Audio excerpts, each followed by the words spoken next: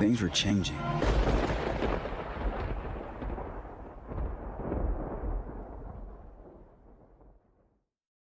I'm already loving the title of this. Our friend RiverGrit, who, by the way, StarCitizen Granny called River Girl. We saw it on Clip of the Day. StarCitizen Granny read his name wrong and called him River Girl, and I thought I had a blast. I told him this in Discord. I was having a good laugh about this, and he's such a good-humored dude. He's laughing, too. I love RiverGrit. I think RiverGrit is great, man. He's got a video here called Roleplay Griefing. Let's check it out. Roleplay Griefing.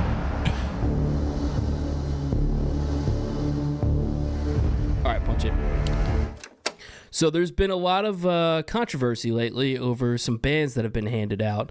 Now, these bans were handed out to a specific group that shall not be named, and it has started a heated debate between StarCitizen backers, devs, and orgs. So let's just dive right in. I'm doing this unscripted. I have a few things to say, and there's been some people that have been putting out YouTube videos that I think are complete garbage. Yes. So I'm actually going to review one right now. Let's check it out. Welcome, fellow cephalopods, to another Party Squid video. Just to give you guys like should I be having a Miller Lite in this? Yes, do it. Come on, dude. Come on, RiverGrit. It's fine. No? Is that his girlfriend? Okay, whatever. Just do it. First off, I want to give some applause to his girlfriend or his wife, because I heard his girlfriend just do it. Let me just tell you what. Bonus points to you, RiverGrit.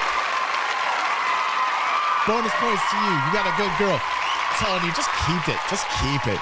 I've heard that members of a well-known organization called GrieferNet have caught some bans recently. All right, pause it. So this video is from Party Squid. Just to give you some context here, what this video is all about. GrieferNet torped an 890 jump of a bunch of people role-playing, and they all got banned for it. So Party Squid here makes a video about it. He has some thoughts. I actually like the guy. He's a good dude, but I completely disagree with his thought process, and I think this video is completely garbage. Now, I'm not sympathizing with GrieferNet at all here, but I just want you to have your own opinion, and I'm going to give you some facts. I don't know where this guy's getting his information from. I don't know where you're getting your information from, but I'm telling you exactly what happened, and let's take it from there. All right, hit it. So as you know, I do design, organize, and run massive multi-org event scenarios and events just about every month. All right, so apparently this guy runs events, and he's good at it. So let's move on. Now, all of these events, or almost all of them, require 50, 60, up to 100, or maybe sometimes even more people to carve out time in their schedule to make sure that we can do our party formation, get a launch going, get the event set up. All right, so he's right. First off, he probably did put a lot of time into it, and I can sympathize with the dude. But however, you got to realize you're in a sandbox, right? You're in an MMO sandbox. There's a lot of prepping and planning that go into it, and even CIG knows this. Now, GrieferNet is an organization formed with the express purpose of making sure these events do not go off. Now, before we pull out all the pitchforks, and trust me, there's going to be time for that later, I tried to take a charitable look at GrieferNet and see if there's any value at all that can be ascribed to, this organization's existence and purpose. Yes and no. So GrieferNet's main goal is to make you realize that you didn't sign up for a PvE only game. You signed up for a game that has PvP in it. And it's an open world game. I think the reason that it started, and really the only crumb of charity that I can provide to it, is that they want to make the PU dangerous, and they want people to have to actually hire security to do special. Well, yeah, we do. I mean, like, it is a sandbox. It is a sandbox. It's not a PvE only thing. And this is the problem right now. Like, I get where PvEers are coming from, and I understand where PvPers are coming from. And I also want both PvPers and PvEers to realize there's only really right now Stanton, okay? Pyro, okay? But like, we don't have a big verse. We don't have a big verse. We got a small little pool right now with not the greatest security. So realize the game is still in development, and security is not supposed to be where it's at. So if you're an event planner, a plan to have people defending you. I mean, I don't think that's out of the realm of, like, I don't think that's crazy to plan for something like that. Big things in the universe. All right, let's just be real here. So that's what I don't like. Right. Caveman Crafting says, put aside the PvP. You have these folks doxing people outside of the game. That I don't like.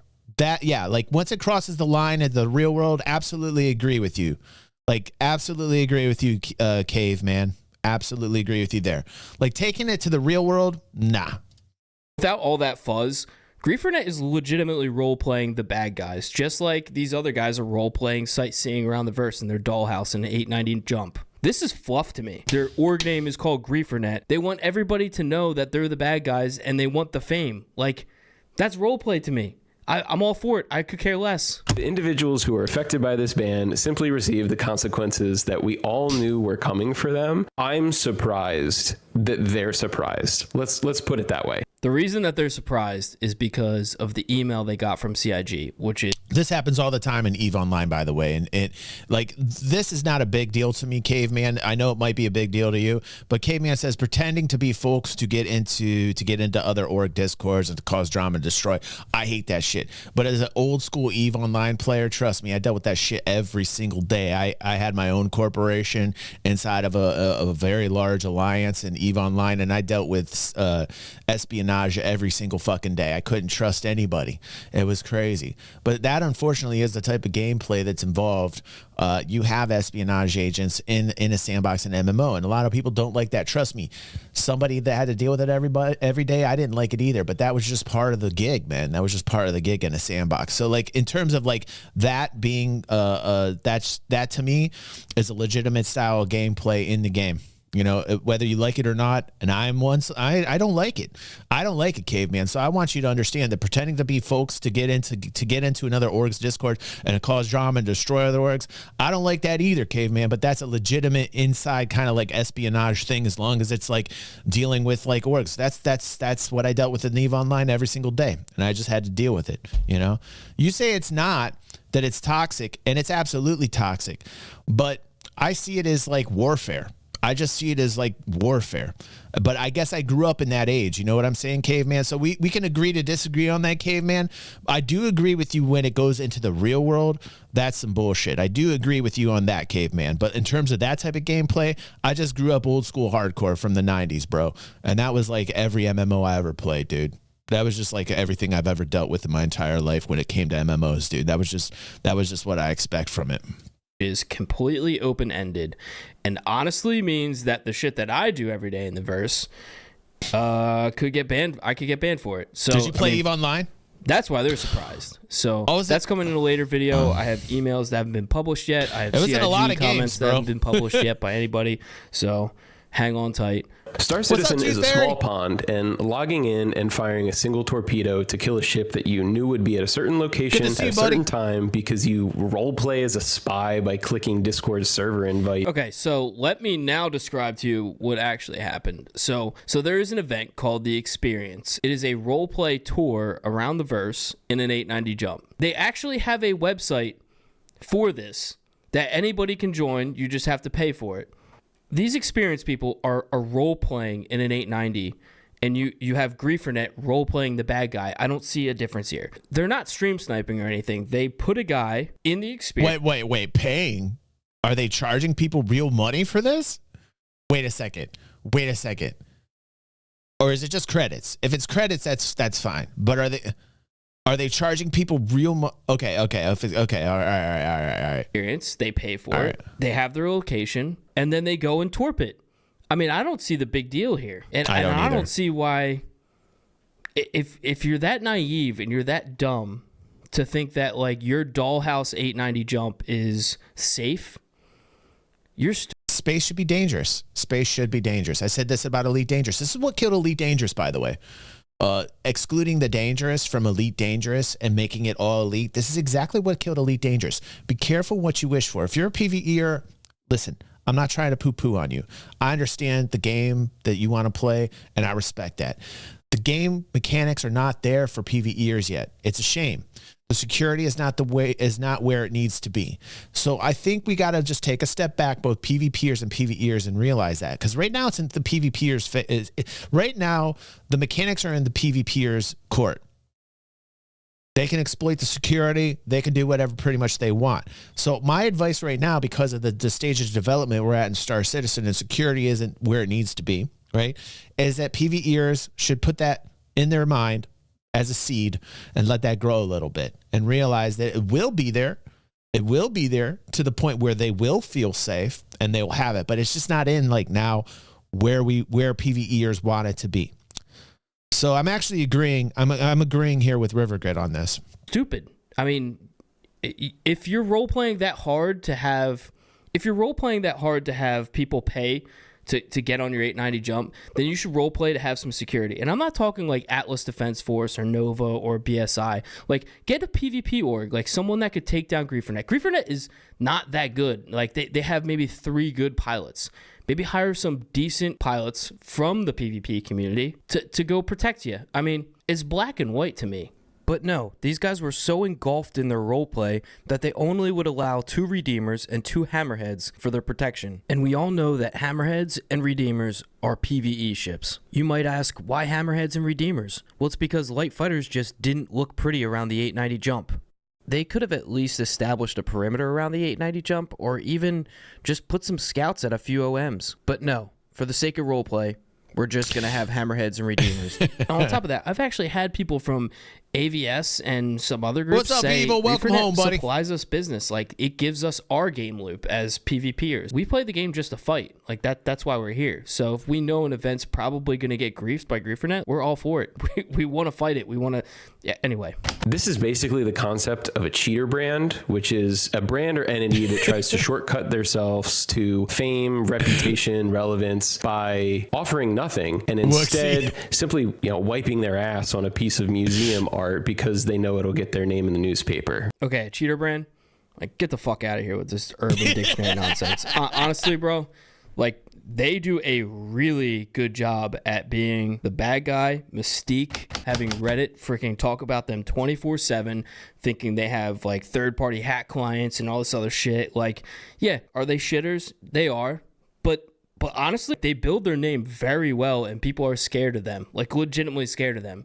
They're doing a good job at it. And also, so this 890 was hit from an eclipse from 12 kilometers away.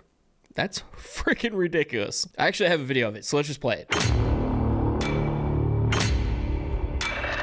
Hold up, pause. So I really want you to see how long this torp takes to hit, but it's kind of boring, so I'm going to play some GrieferNet comms in the background just for fun. Why the 890 out with this fucking torpid? I'm going to the pilot seat right now. They'll try to sneak out the security. Oh, discovered! Discovered! Security is pushing everybody up. Guy's been... I'm setting my spawn. Yeah, set your spawn. And then, it's like a Mugas. Set your spawn. Set your spawn. That torp was in the air for 28 seconds. So for anybody out there who's actually decent at like combat in the game, do you know how slow a torp flies from an eclipse? Just one person in an arrow can shoot down an eclipse missile, I mean, easily, especially if it's from 12 kilometers away. Like, this is a complete joke. Here's the role player's perspective. Now, if you watch the clip, you'll be able to hear the missile like 15 seconds before impact. Moment here. Holy shit, there's lasers. Somebody's popping off. What the hell? Oh shit. Never mind. It was really nice whilst it lasted. Yeah, and it didn't last long because the experience is too incompetent to include security and counterterrorism in an open world game. I'm looking forward to a game where the winners determined who leveraged. This is why I always got good FCs on EVE Online, man. I had the best FCs in the world, dude. And we would talk about tactics all night fucking long. We would talk about tactics, the plan, the ships. We would talk about it for hours at a time to make sure we were super prepared for the task that we had head out, man. TeamSpeak, dude. You guys remember TeamSpeak? I lived on TeamSpeak. I was on EVE Online way too much. Way too much, man. When I wasn't working, I was on EVE Online. When I wasn't with my kids, I was on EVE Online. I woke up, I ate, I drank, I slept EVE Online, dude. And like having a good FC, dude, that was the thing. You had to find good FCs, man. You had to know who your people were that knew how to play the game in terms of combat, man. You had to be prepared. You had to have good people surrounding you that knew what they were doing. Period.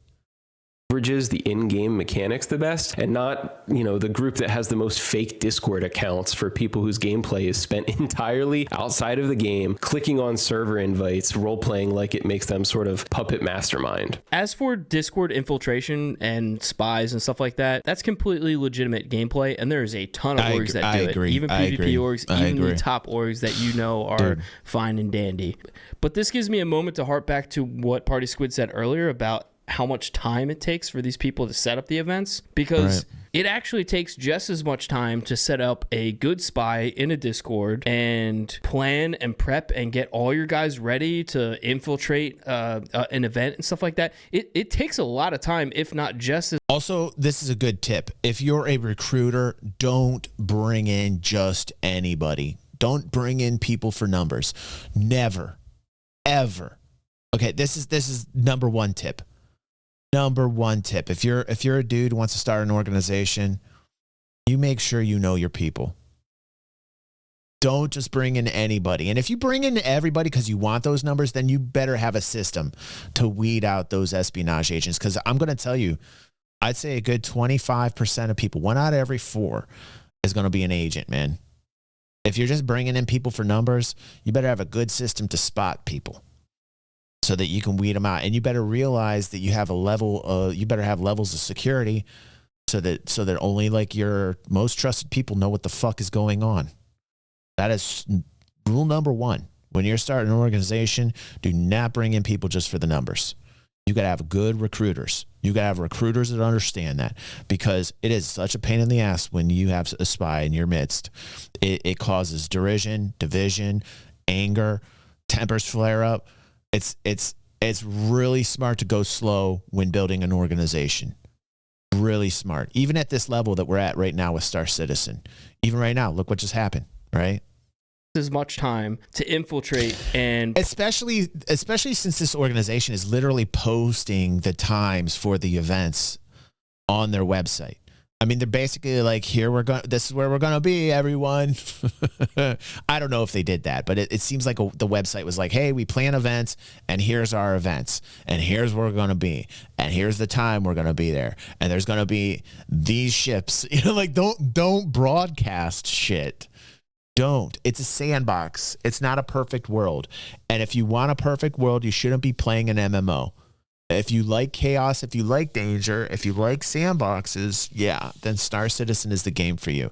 If StarCitizen were ever to take out the dangerous element of the game, I would be really worried. Because I saw what Frontier Development did with Elite Dangerous. They got rid of the dangerous and they made it all elite, and look what happened to the game right now. Look what happened to Elite Dangerous. Dead game. They're coming up with updates now, right? But dead game. I was screaming it in 2017. I was screaming it on the forum boards. I was telling them they were going the wrong direction. I was doing everything I could.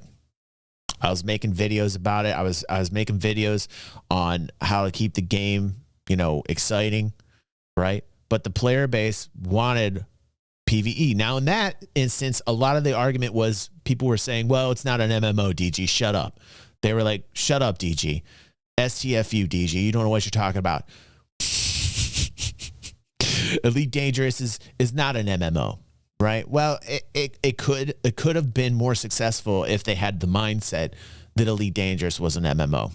It could have been a much more successful game, and it would not be dead right now. If they kept the danger in the game, it would still be alive. It would still be thriving. Period. Pull off a heist like this. And also, I could go off on a tangent here and talk about, like, hey, I could just run across these guys in a verse who are role-playing an 890 that took 50 hours to create, and I torp it. And that could actually happen too. But this is the same type of hate I saw with Goon Swarm. This is back in the day. There were, I think Goon's still out there. But like, this is the same type of hate I used to see against people in Goon Swarm. And it just fed them. It was like a fuel. Like what Caveman is saying right now. I don't like that kind of toxic gameplay myself, but I understand it. I understand where it's coming from. And if you keep it in the game, I don't mind it at all, because it's part of the danger, right? But I don't like when it goes to the real world. I don't like when it crosses lines to the real world, right? But I saw this same type of, this hatred towards Goon Swarm, back in the day.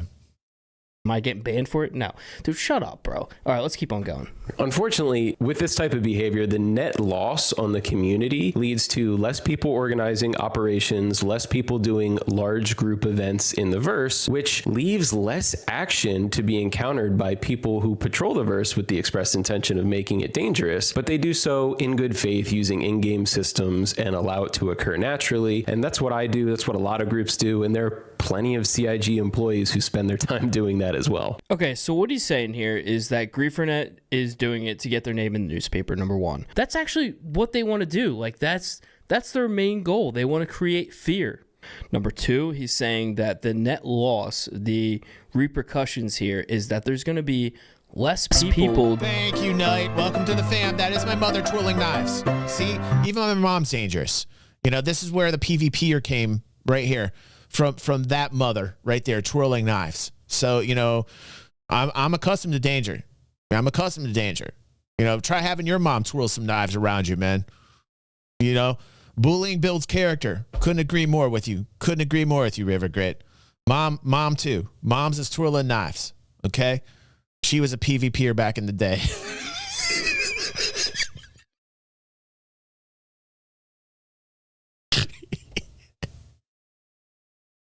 Doing these events and having fun role-playing in the verse. That's completely false, and I'll tell you why. What's the percentage of PvPers to non-PvPers in the community? PvPers probably make up 1% of the whole entire community.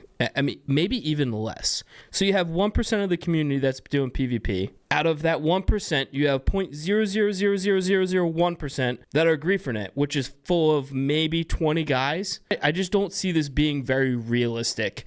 Like, getting down to the brass tacks, this is a false claim. These guys have jobs, they have lives outside of video games too. Out of the amount of players that are playing StarCitizen, one org or one alliance of orgs or anything like that is not going to stop people from having events. Like, let's just be honest. But they do so in good faith using in-game systems and allow it to occur naturally. And thirdly, he says they do this in the verse with in-game systems and stuff like that. No, they don't, dude. They have a website online doing it. They organize this stuff in Discord, just like GrieferNet's infiltrating you on Discord.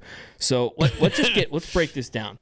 So these events don't occur naturally. So these events are pre-planned, just like GrieferNet is pre-planning these hits. They're simply both role-playing different sides of the coin. Very nice outfit, sir.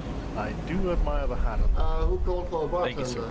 Now let's rewind here all the way up until after the 890 got torped. All right, now pause. Now what's notable is the people who got banned were not just people who had GrieferNet listed as their org on RSI, but anyone who typed GrieferNet victory in global chat. In fact, there was a member who just got on the server, was getting out of their hab, typed GrieferNet victory, and yep, they got a ban too. The reason why we're asking CIG for a little bit more clarification is because what if I'm flying around the verse in my Eclipse and I just so happen to find an 890 jump and torp it and kill it, and it's full of a bunch of role player streamers? Am I now going to get banned? Like, that doesn't seem fair to me. I mean, does it seem fair to you? I'm very upset that people like Party Squid, who are completely unintelligent to this whole entire situation, are making videos just based off of feeling. Like, goddamn, dude, if I based my whole life off of feeling, I'd be broke, because I don't feel like going into work tomorrow. And shit, that's in like fucking 3 hours. Anyway, there's going to be a second video that's coming out. It's extremely detailed, not like a 5-minute video that Party Squid had. It has emails that haven't been released. It has correspondence. It has comments from devs. And it has some shady stuff that actually the PvEers are doing, the role players are doing. So that's coming out soon. This was just a brief intro to all that. But before I go, I'm going to share with you some stuff Xylo said actually just tonight as I'm recording this on the GrieferPub podcast. Shout out to GrieferPub podcast. Love you guys over at, what's their org name? G42. All right, so Xylo says PvP does not need to be organic or random. He also says no one is trigger happy in banning people, and if any group has pushed it too far, they would be engaged with discussion, not just outright kicked to the curb. Infiltration, espionage are fully intended to be a viable playstyle in StarCitizen. And guess what? There's going to be a lot of people upset when they realize this, because there's a lot of folks out there claiming griefing when it's not. And when I say a lot, I mean a lot. Now, there's a lot of other stuff that Xylo said here tonight that you can find in the PAX Discord or the Grim42 Discord. I'll put a link below. I hope you check it out. But anybody posting stupid stuff, I'm going to come after you. GG's in advance. No one's safe.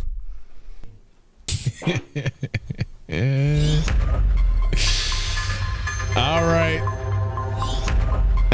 That's my buddy RiverGrit. I don't know everything that happened, and like I don't think anybody is, but I will say this: the danger should be left in the game.